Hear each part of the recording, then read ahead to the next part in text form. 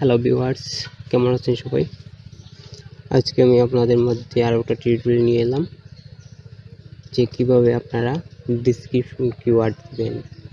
Description যে কেউ দিতে পারে, কিন্তু ডিসক্রিপশনে যে কিওয়ার্ডগুলোর প্রয়োজন পড়ে সেগুলো হচ্ছে সর্বোচ্চ বৃহৎ, অর্থাৎ সেই কিওয়ার্ড ব্যতীত যে কোনো ডিসক্রিপশন দিতে পারে, কিন্তু কিওয়ার্ডটার ডিসক্রিপশন ফল্ট হয়ে যাবে, তাতে আপনার ওয়েবসাইটে কখনো ট্রাফিক আসবে না বা সেটা গুগল রিজেক্ট করে দিবে। তো কিওয়ার্ড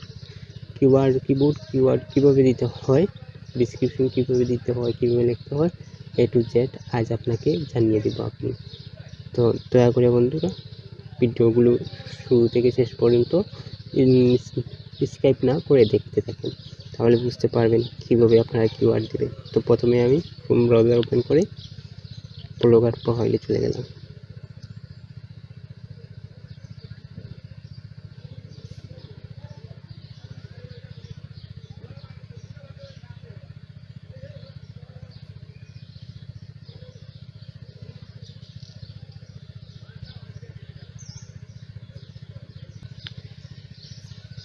তারপর আমি যাব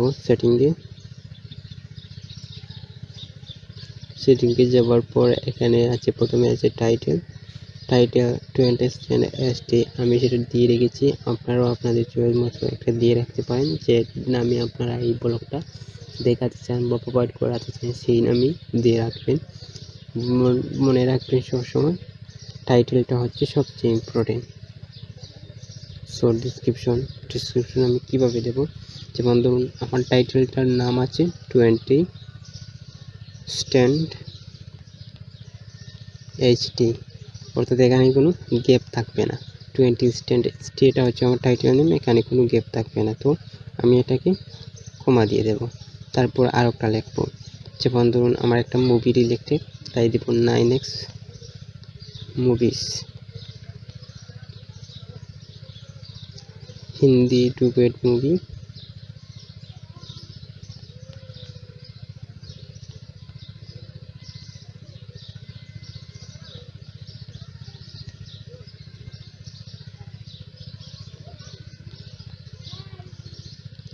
ডাউনলোড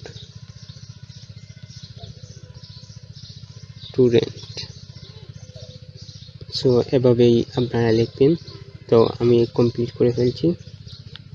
দেখুন বন্ধুরা, এই পর্যন্ত আমার ডিসক্রিপশন। সো সেভে ক্লিক করলাম, দেখুন এটা সেভ হয়ে গেছে। এই পর্যন্ত আপনারা কাজ করবেন। তারপরের ভিডিওতে আমি দেখিয়ে দেবো যে কীভাবে এসইও করতে হয়। তো এসইও করার জন্য আপনারা কিছুদিন ধৈর্য ধরতে হবে, কিছু সময় ব্যয় করতে হবে, কিছুদিন এর প্রতি কাজ করতে হবে, তারপর এসইওতে জয়েন করবেন। এখন এসইও করলে হবে, কিন্তু সেটা কাস্টমাইজ হবে না। এসইও করার জন্য আপনার সাইট ফুল রেডি হওয়ার প্রয়োজন, আর সেটা রেডি করার জন্য আপনি অনেকটা পুশ করতে হবে, তারপরে রেডি হয়ে যাবেন এসইওর জন্য।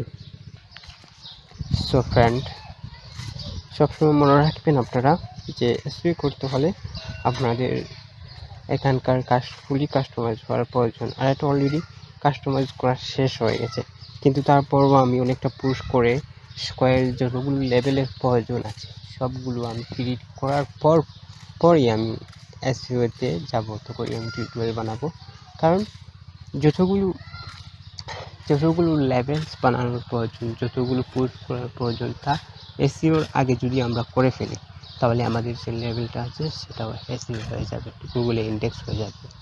সেটা যদি আমরা এসইও করার পর করি, তাহলে যে অনেক রকমের প্রবলেম হয়ে যায়, প্রায় সময় সেটা রিজেক্ট হয়ে যায়, এরর এসে যায়। তো এই সমস্ত বিষয় থেকে বাঁচার জন্য আপনি আরও 2-3 দিন সময় ব্যয় করুন এর পিছনে আরও 2-3 দিন সময় ব্যয় করুন।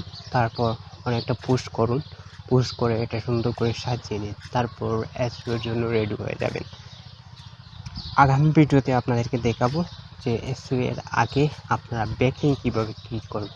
ব্যাকলিং ক্রিয়েট করা একেবারে ইজিলি, যেমনটা ধরুন ফেসবুকে যেভাবে পোস্ট করছেন আপনারা প্রতিদিন, ঠিক সেই রকমভাবেই আপনারা পোস্ট করবেন। আপনাদের যতটা পোস্ট আছে সেগুলো আপনারা ব্যাকলিংকে পোস্ট করবেন। তা আমি সম্পূর্ণ আপনাদেরকে দেখিয়ে দেবো আগামী ভিডিওতে। ধন্যবাদ ফর ওয়াচিং, ভালো থাকবেন সবাই।